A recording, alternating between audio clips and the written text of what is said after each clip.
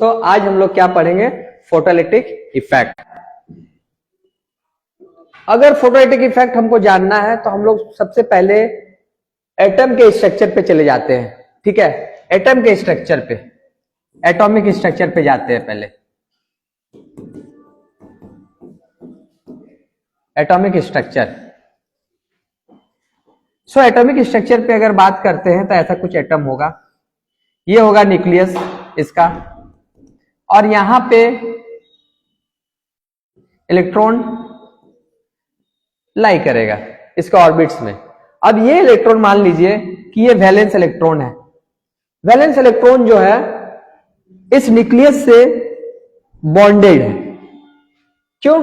क्योंकि ये close system है और क्लोज सिस्टम में हमेशा एनर्जी क्या करता है? एनर्जी बांध के रखता है चीजों को। तो ये इलेक्ट्रॉन को क्या किया है? बांध के रखा है। अब ये इलेक्ट्रॉन को बांध के रखा है मतलब इसको कुछ एनर्जी रिक्वायर्ड है बांधने के लिए इस बॉन्ड को। अगर इस बॉन्ड को हम कुछ भी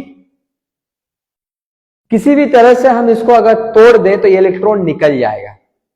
ठीक है, तो जब लाइट इस पे गिरेगा, लाइट इस पे गिरेगा, क्योंकि लाइट के पास क्या होता है? फोटोन्स होता है। लाइट के पास क्या होता है? फोटोन्स होता है। लाइट के पास फोटोन्स होता है और एक फोटोन में एनर्जी होता है। हर एक फोटोन का एनर्जी होता है E=hν। ये फोटोन जब इस इलेक्ट्रॉन पे गिरेगा और इस बॉन्ड एनर्जी, ये जितना बॉन्ड जो है, जितना एनर्जी से ये बाउंडेड है, अगर उससे ज्यादा एनर्जी दे देता है तो ये क्या हो जाएगा? इजेक्ट हो जाएगा। ठीक है, तो इस फिनोमिना को क्या बोलेंगे हम? इस फिनोमिना को बोलेंगे photoelectric effect. The ejection of electron from the metal surface when sufficient frequency of the light, sufficient frequency of the light, गौर करिएगा बात को, sufficient frequency of the light falls on the metal surface. This phenomena is known as photoelectric effect.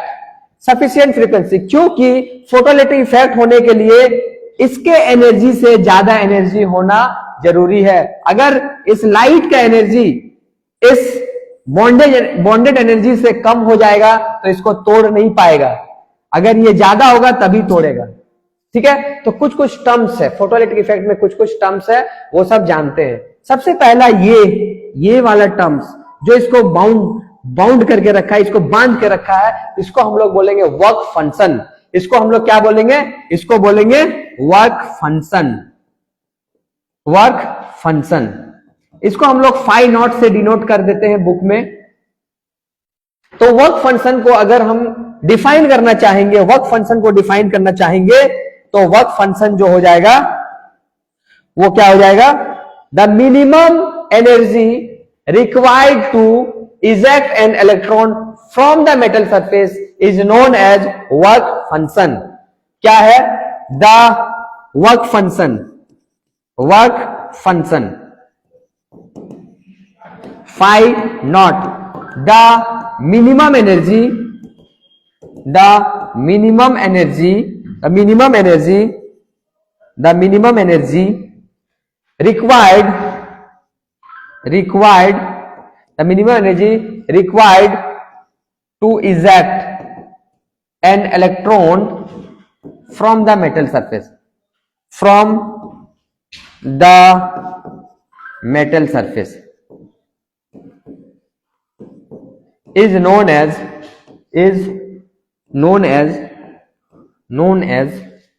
work function, is known as work function.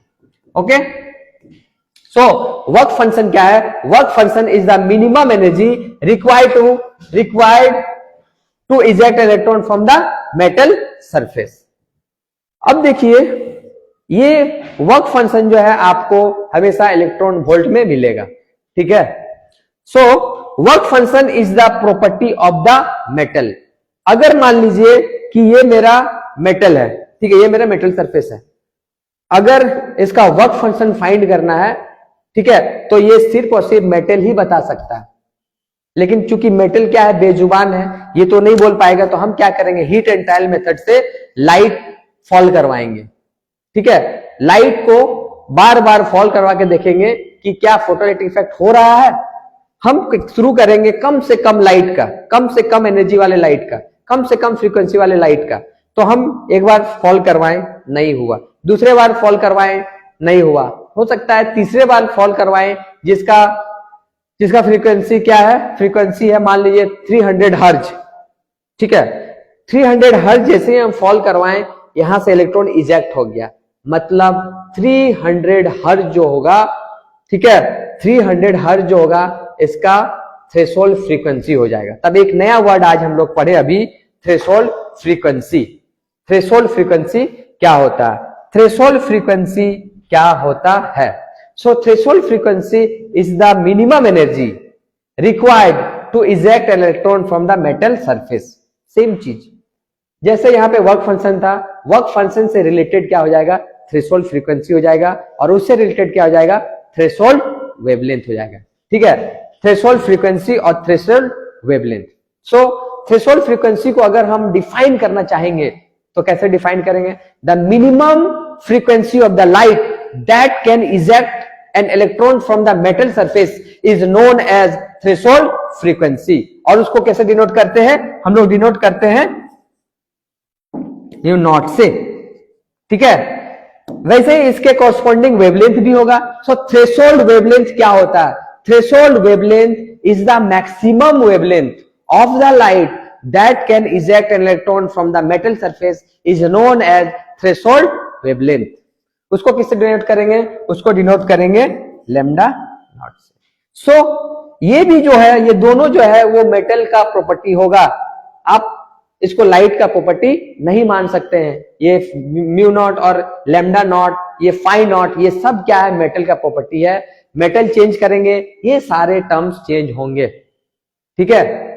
तो अगले class में देखेंगे हम लोग ये सबको डिफाइन भी करेंगे, ठीक है।